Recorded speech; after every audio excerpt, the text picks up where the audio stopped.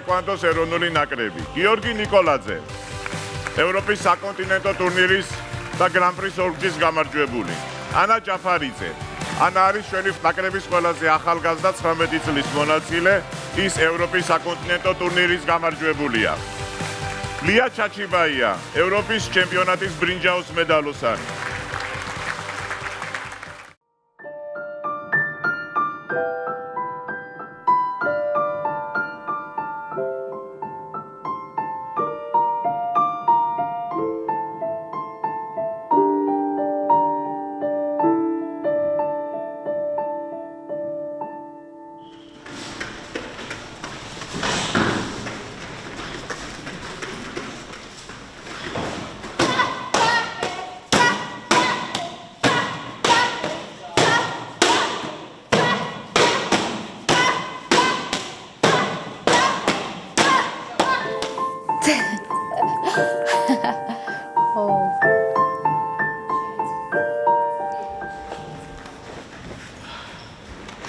ესე მიქროწოთ რიდა.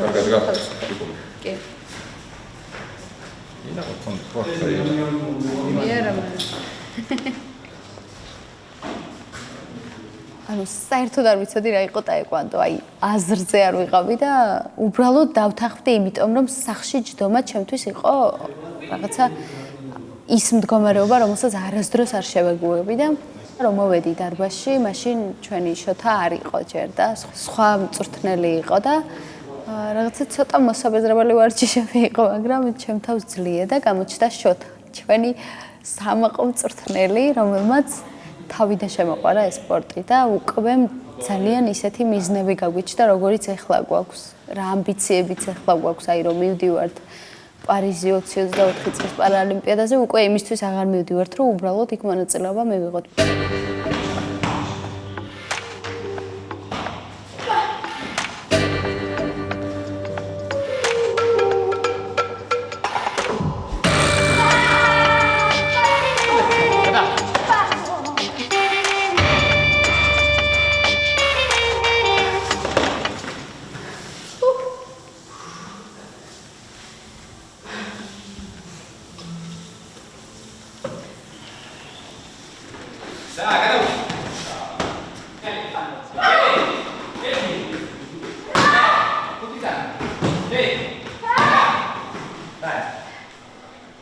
ძალიან დიდ შრომას როცა დებ, ამის შემდეგ მოდის იღბალი.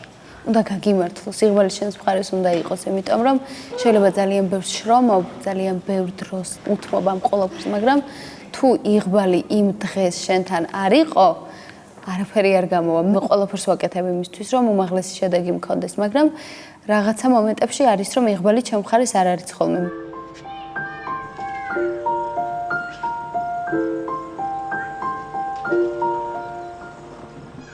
ყველაზე დასამახსოვრებელი იყო ჩემი ბრძოლა ბრაზილიელ მეტოქესთან 52 წონით კატეგორიაში, როდესაც სახე გამაძრო მაგ ბრაზილიელმა 27 თუ რაღაცა ძალიან დიდი ანგარიშით მომიგო და რაღაც უსუსური ადამიანი ვიყავი მის წინაშე და უცებ ესე ბუმერანგივით ყველაფერი შემოტრიალდა და ჩემ სასარგებლოდთან და იმ ბრაზილიელსა მოვუგე ორჯერ ზედიზედ და ეგ იყო პირველი ჩემი გამარჯვება, იმიტომ რომ მაშინ ვიგრძენი რა მაგარი ყოფილა, როდესაც ამარცხები იმას, ვინც გქონია რომ დაუმარცხებელი.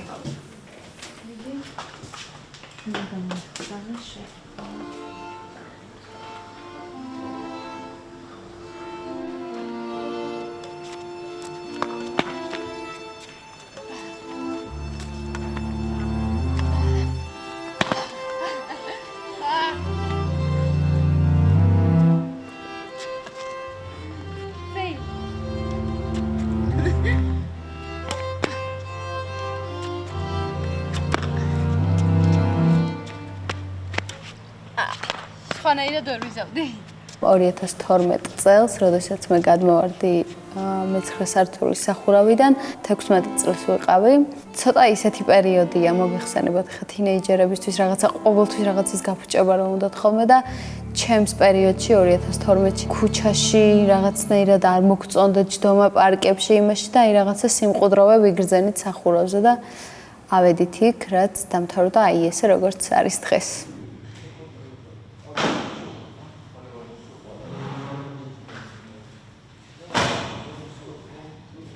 მახსოვს რომ ძალიან ბედნიერი ვიყავი. აი უზომოდ ბედნიერი ვიყავი იმით რომ გავახილე კიდევ ერთხელ თვალი და მივხვდი რომ ცოცხალი ვიყავი და ჩემთვის არაფერს აღარ მქონდა უკვე მნიშვნელობა და ტრანსფორმაცია განვიცადე რა, ვიყავი ვიღაც ცელქი თინეიჯერი ბავშვი, რომელიც უცებ ძალიან დაჭკვიანდა და რაღაცა ღირებულებები შეეცვალა და რაღაცა ჯანსაღი აზროვნება უცებ ჩემს ტვინში ესე თითქოს გახსნეს და ესე ჩადეს. არა და ჩემი ახირება იყო რომ მე-9 კლასიდან გამოსულიყავი და ოჯახში ომი მქონდა რომ არ მიდოდა სწავლა რაღაცა და არ ვიცი რას ვაპირებდი, მაგრამ სწავლა არ მიდოდა მაგ პერიოდში. დავამთავრე სკოლა, ჩავაბარე. პროფესიით დავინტერესდი სამართალი. განხრა იყო ექსპერტ კრიმინალისტიკა. ვისწავლე რამოდენიმე წელი. ბავშვებო!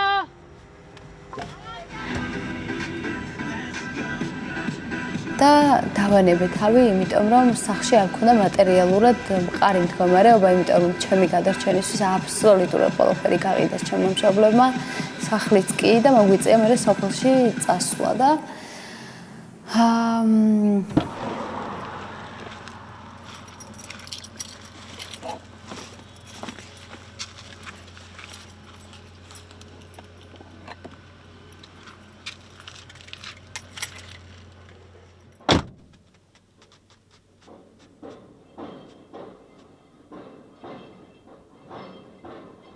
ერთ დღესაც გაისმა ჩემს ტელეფონზე ზარი რომ ტაეკვანდოთი ხوار დაინტერესდებიო და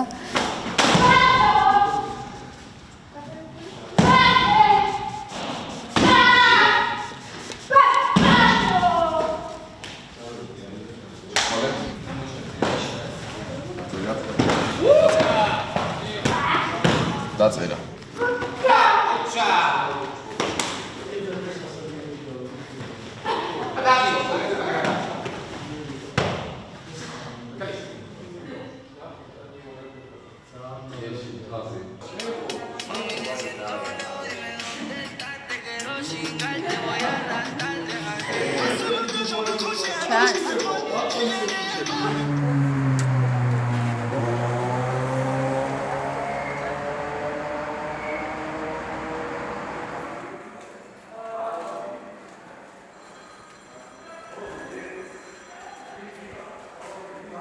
სამი, 4 დავიძარით. წავიდა.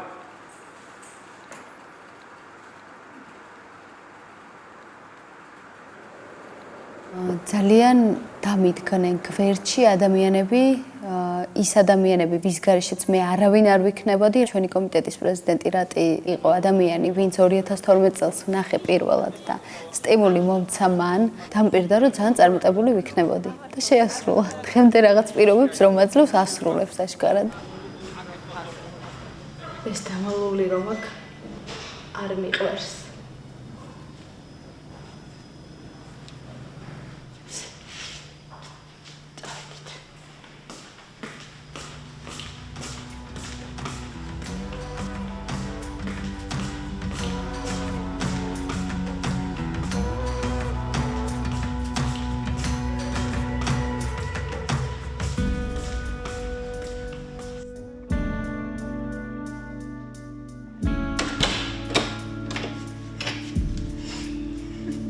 კაია.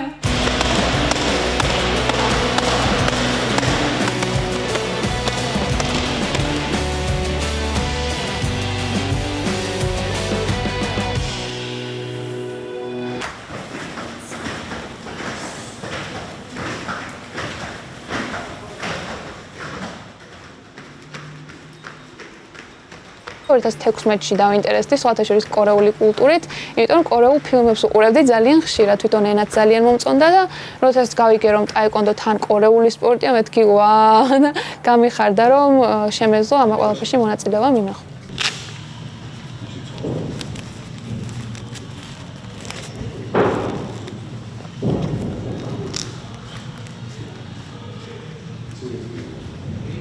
Чат.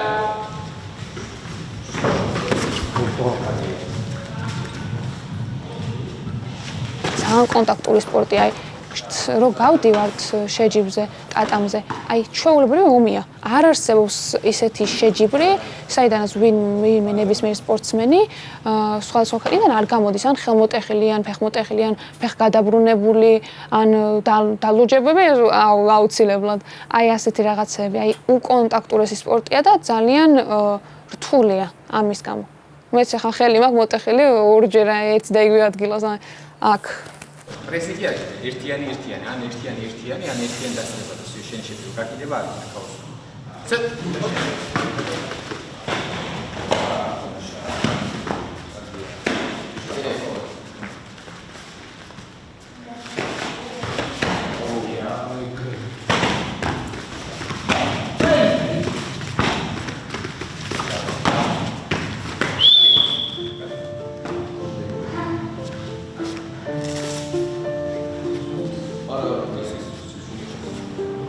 ტრავმა მივიღე საწარმო უთოში დამწრობის შედეგად.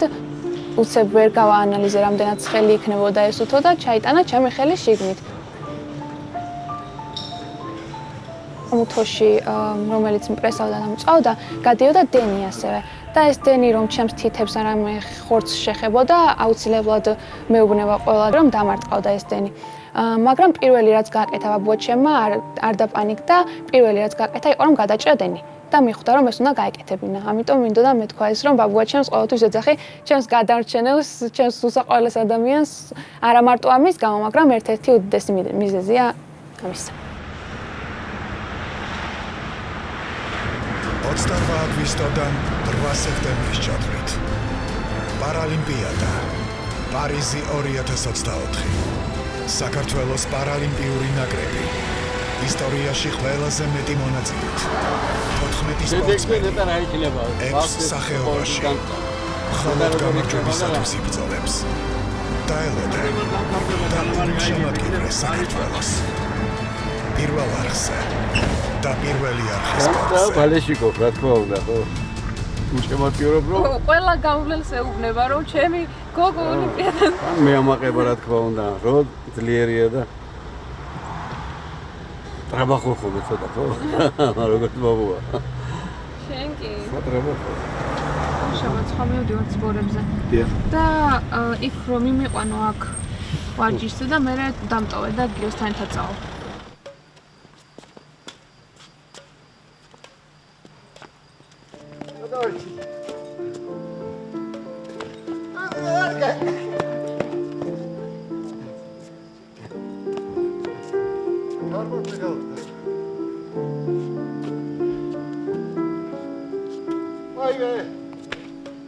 Oh yeah, that is the big part, yeah.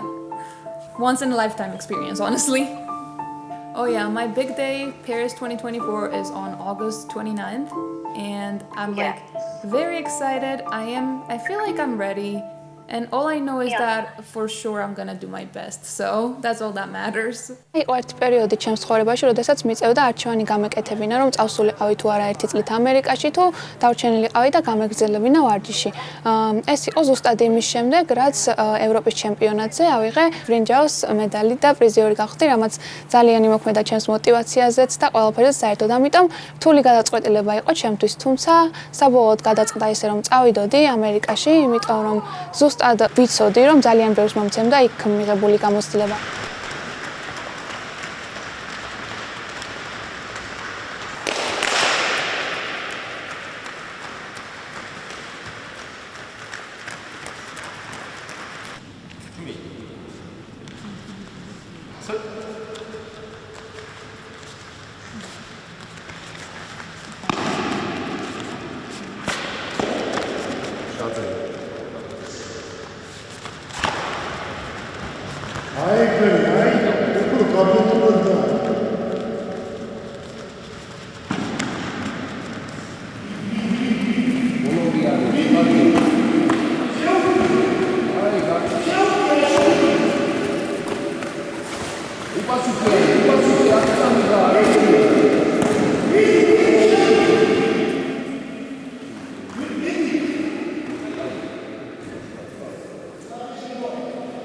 შინაგანი ბრძოლა, ასე ვთქვათ, ომი არა მარტო სპორტის დასაწყისში, არამედ ყოველთვის მაქვს მაქვს ფიქრები რომ აი შენ ამ შეიძლება ეს ვერ შეძლო, შენ შეიძლება ეს ვერ გააკეთო, მაგრამ ამ ფიქრებს მალევე ფარავს შედეგი.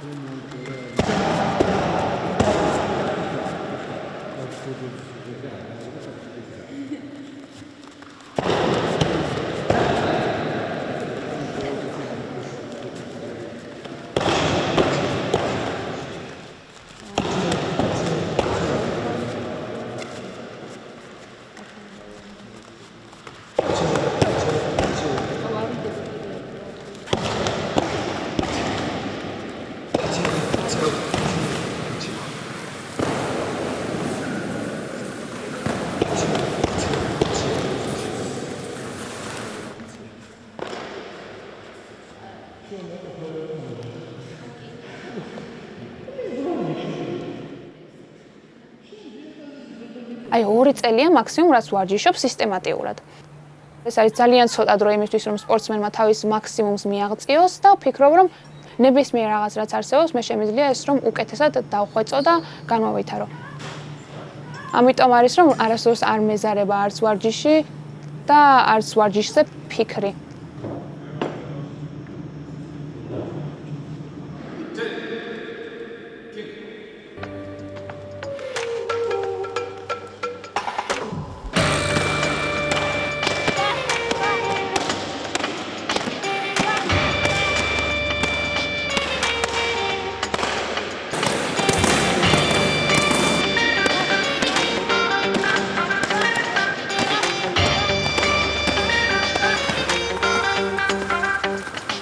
ყველა მოწინააღმდეგე ვიცი, ვინც იქნება ოლიმპიადაზე და ვერ ვიყwi სავარაუდოდ ვის შევხვდები, თუმცა ვინც არ უნდა იყოს, მე იმას ვიტყვი დაზუსტებით 100%-იანად, რომ ყველაფერს ჩავდებ ამ ჩხუბში, ყველაფერს გავაკეთებ და ვეცდები ყველანაირად, რომ ჩემი მაქსიმუმი დავდო ტატამზე.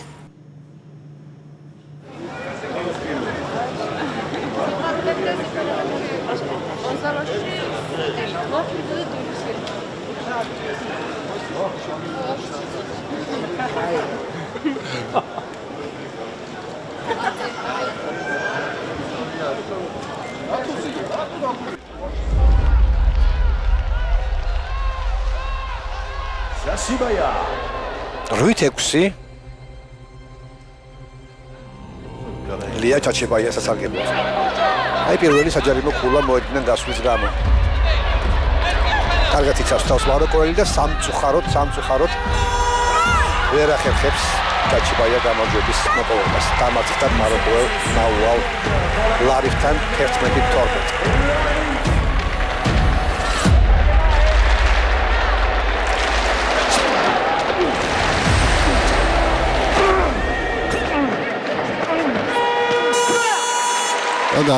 დასრულდა შეხვედრა სამწუხაროდ გიორგი ნიკოლაძემ დათმო რეპეშაში დაპირისპირება სხადია ტრავმითი ბრძოდა ჩანდა ეს ქართველი სპორტსმენი ამის გამო განსაკუთრებული დამოკიდებულება დაიმსახურა როგორც გულშემატკივრების ისე მეტოქის მხრიდან